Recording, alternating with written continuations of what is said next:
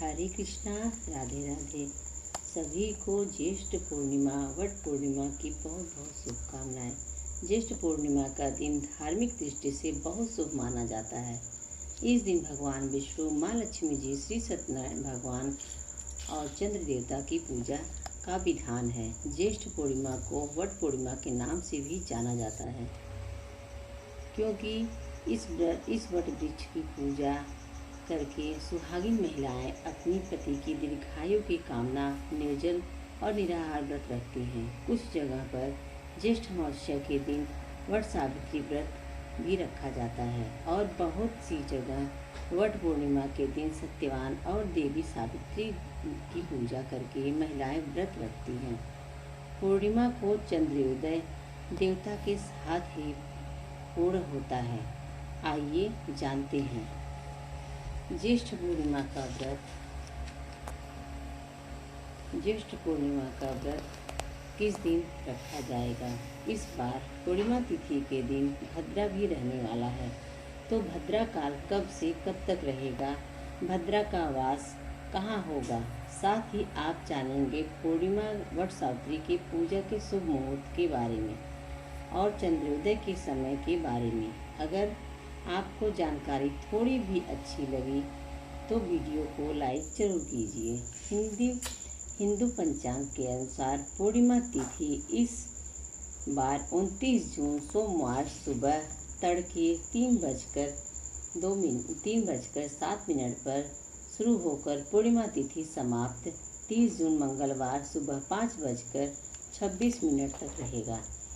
ऐसे में हम इस बार पूर्णिमा का व्रत, स्नान, दान, श्री सत्यनारायण और वट पूर्णिमा का व्रत 29 जून दिन सोमवार को रखा जाएगा, क्योंकि 30 जून को सुबह पूर्णिमा तिथि ब्रह्म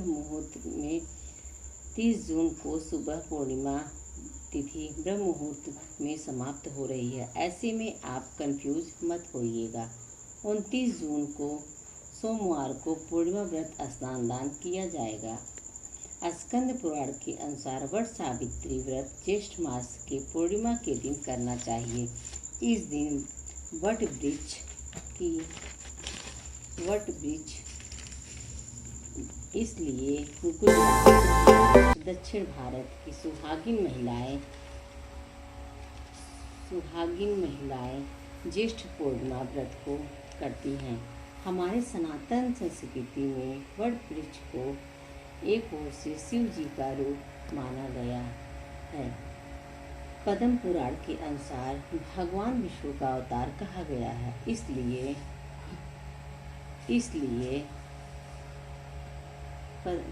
पद्म पुराण के अनुसार विष्णु भगवान का अवतार कहा गया है। इसलिए सौभाग्यवती महिलाएं ज्येष्ठ पूर्णिमा को व्रत को रखकर वट वृक्ष की पूजा करती हैं, जिसे वट सावित्री व्रत भी कहा जाता है।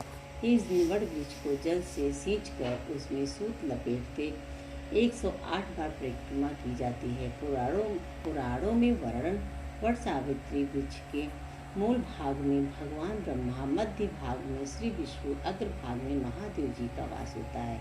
इसके अलावा वट वृक्ष को अमरता का प्रतीक भी माना गया है, इसलिए इसे जो महिलाएं व्रत नहीं रखती हैं उन्हें भी वट वृक्ष की पूजा करनी चाहिए। सोमवार का दिन होने के कारण इस व्रत का महत्वपूर्ण और भी बढ़ गया है और ये सोमवार पूर्णिमा होगी 29 जून सोमवार के ब्रह्म मुहूर्त सुबह 4:12 से 5 बजे तक रहेगा, जिसमें आप पूर्णिमा का स्नान करके पूजा कर सकते हैं। इस दिन सूर्योदय होगा 5:48 पर सूर्यास्त होगा।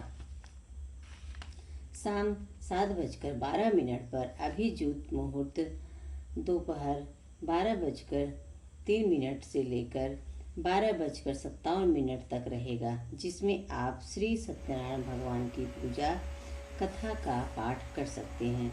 राहु काल सुबह 7:30 से 9 बजे तक रहेगा और इस भद्रा काल 5:26 से शाम 4:16 तक रहेगा।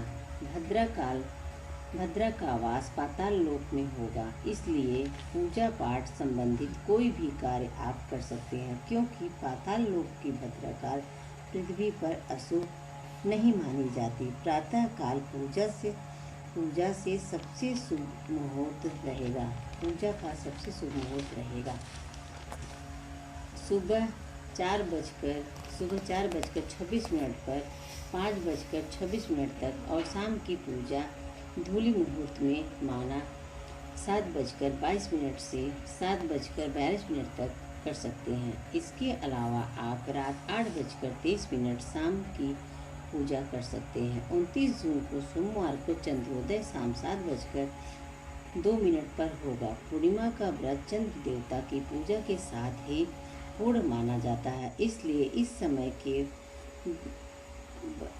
के बाद से चंद्र देवता की पूजा करके पंचामृत अर्पण करके फिर व्रत का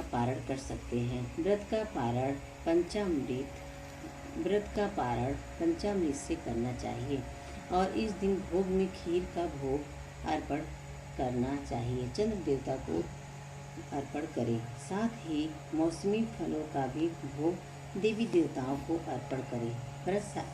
वट सावित्री पूजा अगर आप इस दिन कर रहे हैं तो पूजा करने के 2 शुभ मुहूर्त 29 जून 2026 सोमवार 4:26 से 7 तक रहेगा। वहीं शाम 7 बजे से 7:22 से रात 8:23 तक रहेगा। जिस तरह ज्येष्ठ अमावस्या की व्रत वट सावित्री व्रत का रखा जाता है, तो माताएं निराहार निर्जल रहकर उपवास